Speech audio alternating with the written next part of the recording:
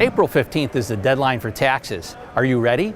Joining us today is Winnie Sun, one of the top wealth experts in the country and host of the popular podcast Renegade Millionaire, who's also known as the Wealth Whisperer.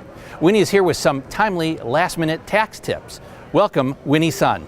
Thank you. It's great to be here. Winnie, when does it make sense to file an extension? Well, obviously, if you're not ready to file your taxes yet because maybe you're missing information or you don't have all your documents from maybe financial firms, then it makes sense to file an extension. I always consult with your accountant or tax professional because they'll be able to give you some good information, the pros and cons. It doesn't mean that you don't have to pay if you owe anything. It just means you get a little bit more time to file. What suggestions do you have for self-employed Americans? Well, I think there's so many great resources. You've probably seen me on CNBC or Forbes talk about, tax season and saving and putting some money aside for you. But, I always say it's great if you start planning ahead of time, start consistently, and you utilize tools to help you capture all your financial information, especially those of us who are self-employed. Look at tools such as Intuit's.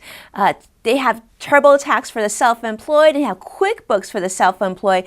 Two powerhouse pieces of software that when paired together, I just feel can make your life so much easier all year long and sort of forecasting your tax situation and getting that information early on. Any tips on how to invest that refund money? I would look at something super easy like SmartyPig, smartypig.com. If you haven't been there before, I highly recommend you check out this site because this is a powerhouse resource to save for things like your emergency fund, because a lot of us haven't even started saving for our emergency fund.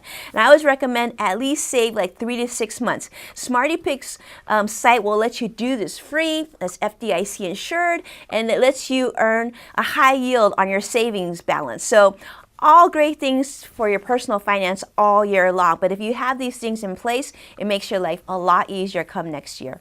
As a financial expert, what is the best time to get started on taxes? Make a meeting with your accountant and your financial advisor, like someone like myself, around June, July, during the summertime, because that's when we're least busy and it gives us a chance to relax, have a discussion about how to forecast your finances and your taxes for next year so we can plan ahead. Thank you, Winnie. We hope to have you back on again soon. Thank you so much for having me. Check out businessfirstam.com to find out where to see our entire show. And don't forget to like, follow, and share Business First AM.